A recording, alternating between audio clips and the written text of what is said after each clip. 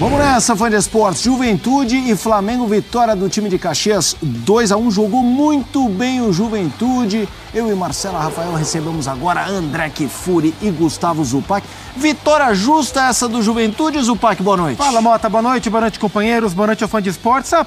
Pode-se dizer que sim, Juventude fez um ótimo jogo dentro de casa.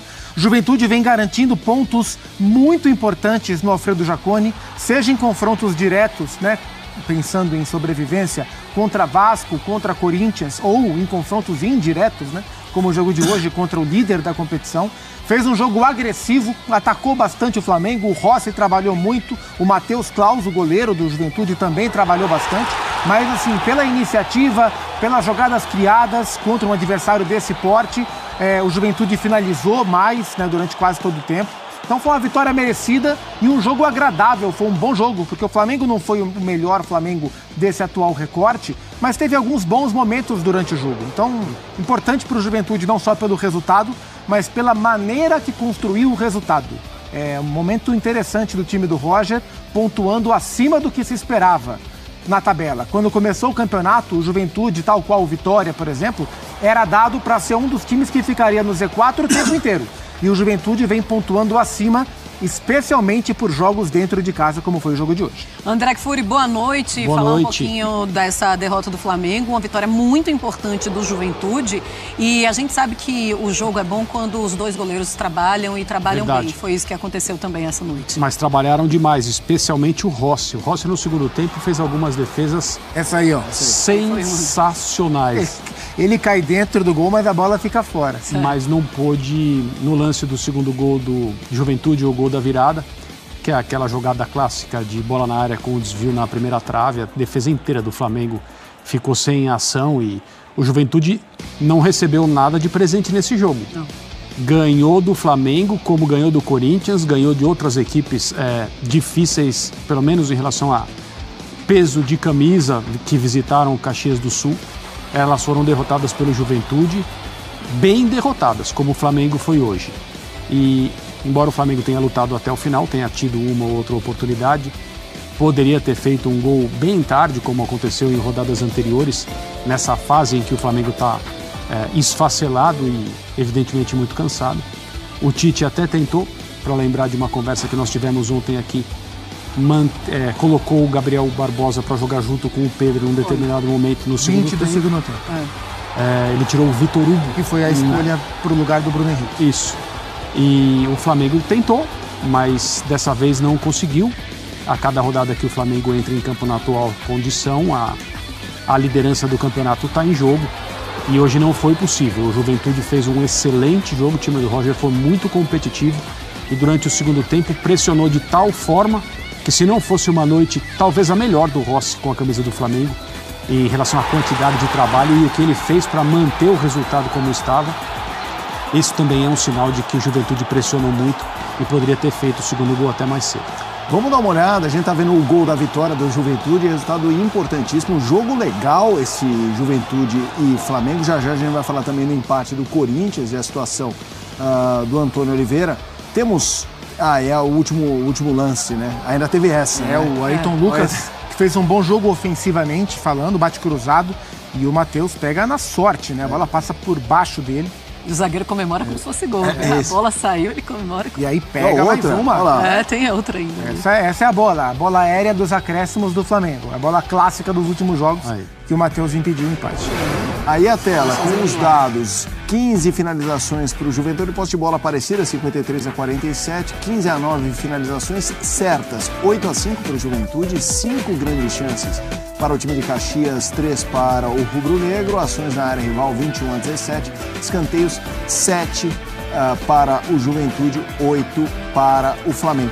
Esse é um jogo que é engraçado, né, Zupá? Quando tem um resultado desfavorável a um time gigante como o Flamengo, que luta pelo título, a gente tenta ver as coisas erradas. Esse é um jogo que, claro, houve coisas erradas, mas é muito na conta do mérito do Juventude, ou sim, dá para pontuar bastante falha do rubro-negro? Não, assim, hoje foi um jogo em que o Flamengo sentiu de maneira mais clara as ausências, os seus desfalques.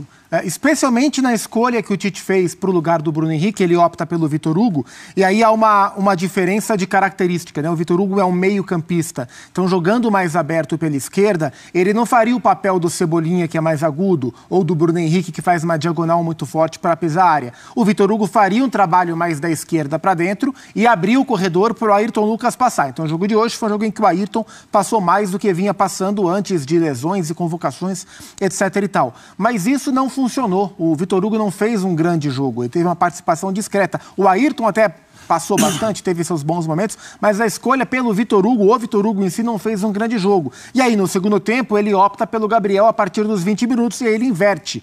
Para acomodar o Gabriel, ele acomoda o Gabriel como um 10, ali como um ponta de lança, por trás do Pedro, como a gente imaginava, mas aí ele inverteu os pontas, né? Jogou o Lohan, que era o meia central. Quando entrou o Gabriel, ele virou esse meia. Jogou o Lohan para a direita e jogou o Luiz Araújo para a esquerda. O Luiz Araújo vinha bem pela direita no primeiro tempo, fez um ótimo cruzamento, uma linda assistência para o gol do Pedro. Então, assim, hoje, e não só pelas convocações, né, porque são duas lesões, a do Cebolinha, que voltava de lesão, e agora a do Bruno Henrique, tiveram um impacto muito grande, porque o Tite teve não só que botar o reserva do reserva, mas alguém de característica diferente. Então, teve um impacto na maneira de jogar. Então, o Flamengo sentiu isso, o Flamengo teve dificuldade para marcar pelos lados, o Juventude encontrou espaço para jogar pelos lados. O Lucas Barbosa, que é revelado pelo Santos, que fez golaço no Vasco, fez golaço no Corinthians, fez um belo gol hoje também antecipando de cabeça, encontrou muito espaço para atacar em diagonal, para jogar. Então a gente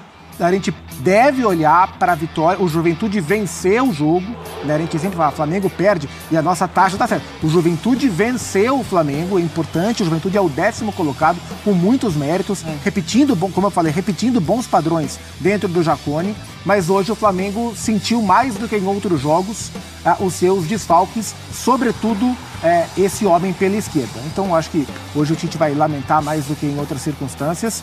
E é uma rodada... E o Braz também, né, Guilherme? Exato, o Marcos Braz também. E é uma rodada, assim, ruim pro líder.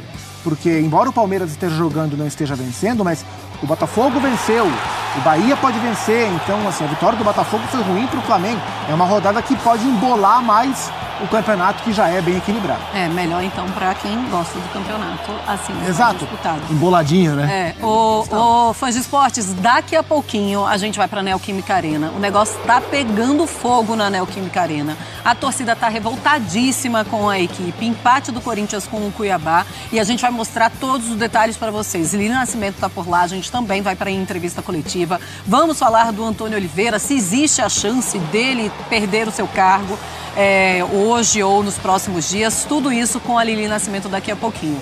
André Kfouri, números de Juventude e Flamengo são números que me chamam a atenção, porque quando a gente via um tropeço do Flamengo, ainda assim eram números de Flamengo que conseguia se impor em campo. Não foi o que aconteceu, pelo menos pelos números ali. Ou a matemática mentiu em algum momento? Não. O jogo foi muito difícil para o Flamengo, desde o início, embora o Flamengo tenha saído na frente com mais um gol do Pedro. Aliás, o Pedro também no segundo tempo fez lances, deu assistências, limpou jogadas. O chapéu que ele deu dentro da área. Esse lance do lençol dentro da área é um negócio maravilhoso e ele continua realmente em ótima fase. É um jogador que tem uma quantidade de recurso que não cansa de impressionar a gente. Mas o jogo foi muito difícil para o Flamengo desde o início, embora tenha saído na frente. E o Juventude soube competir, não desistiu, não se amedrontou. E fez valer, porque o empate não demorou a sair, né? E o Juventude conseguiu se colocar de novo na posição de mandante e a pressão foi muito grande. De novo, vale a pena ressaltar outra vez a partida que o Rossi fez. A quantidade de vezes em que ele mexeu no placar. Então, se não fosse, né, se não tivesse sido uma noite tão inspirada, tão bonita do goleiro do Flamengo, o resultado seria diferente a favor do Juventude novamente. A gente viu ali os números, né? São 15 finalizações do Juventude. Olhando pelo viés do Flamengo, pelo padrão do Flamengo no campeonato, o Flamengo não costuma tomar 15 finalizações, né? Isso diz sobre as duas equipes, né? Sobre o que o Juventude criou, sobre o que o Flamengo acabou permitindo, e o Rossi acabou trabalhando muito e muito bem. Aliás, faz ótima temporada o goleiro argentino. Flamengo ele foi um time torto no primeiro tempo porque não tinha um lado esquerdo. Quem estava atuando pelo lado esquerdo? Com todo respeito. Era o Vitor Hugo. E aí, quando ele bota o Vitor Hugo como meia para prestigiar o jogador, não. O Lohan estava mal? Estava. Mas o Lohan tem mais qualidade e técnica como um meia armador do que o Vitor Hugo, que, com todo respeito, há 6 meses atrás, quando eu falei que o Vitor Hugo era peladeiro, o pessoal ficou chateado. O Vitor Hugo hoje ele tem problema existencial. Você não sabe qual a posição que ele joga. O Vitor Hugo, aliás, ele é um cara raro, porque ele é muito regular. Ele é ruim em todas as posições que ele joga. É no lado esquerdo, é no lado direito, é de meia, é de volante, é de falso 9. Ninguém sabe qual é a posição. Não, qual é a posição do Vitor Hugo. Então, o Flamengo hoje, no segundo tempo, ele ficou mais frágil do que o primeiro. E vamos ser justos, o Juventude ele correu atrás do resultado igual o Flamengo. O jogo ficou franco atirador. E o Juventude foi premiado, o Flamengo não. Agora, há de se pontuar que quando ele tira o Lohan, qual foi o melhor jogo do Lohan com a camisa do Flamengo? Flamengo e Corinthians. O Gerson pelo lado direito e o Lohan no meio. O que ele fez? Ele colocou o Gerson na direita, o Luiz Araújo na esquerda e o Vitor Hugo como meia. Por que não manter o Lohan e tirar o Vitor Hugo e colocar 2 volantes, como o Alan e o Léo Ortiz? Ou ele mexeu mal. E quando você coloca o Léo Pereira como lateral esquerdo, não é difícil para ele. É difícil para o Vitor Hugo. Porque o Vitor Hugo não joga em lugar nenhum. O Vitor Hugo não joga a minha pelada. Ele é horroroso. Então, desculpa, preterir o Matheus Gonçalves, que a gente também não sabe como está jogando, para botar o Vitor Hugo, o Matheus Gonçalves deve estar jogando de muleta. Ou de cadeira de roda. Porque o Vitor Hugo é brincadeira de criança. Então, repito, o Vitor Hugo hoje, para mim, é um jogador que não tem a menor condição de jogar com a camisa do Flamengo. É muito jovem, você está queimando o garoto. Não, há muito tempo esse rapaz não está jogando já bem. Teve todas as oportunidades. Não sei se ele está lesionado, se está com algum problema pessoal. A gente sempre releva o pessoal do atleta. O profissional, a gente tem que ser justo. Há muito tempo não vem jogando absolutamente nada e, como o Rafael falou com muita clareza, recebeu N possibilidades e oportunidades. E eu vou falar um negócio aqui. Para quem gosta muito do Gabriel, é Gabizete, pode ficar chateado. O Gabriel é muito pouco futebol para o que ele recebe e o tempo que ele teve em campo ele foi inferior ao Carlinhos. Foi nulo.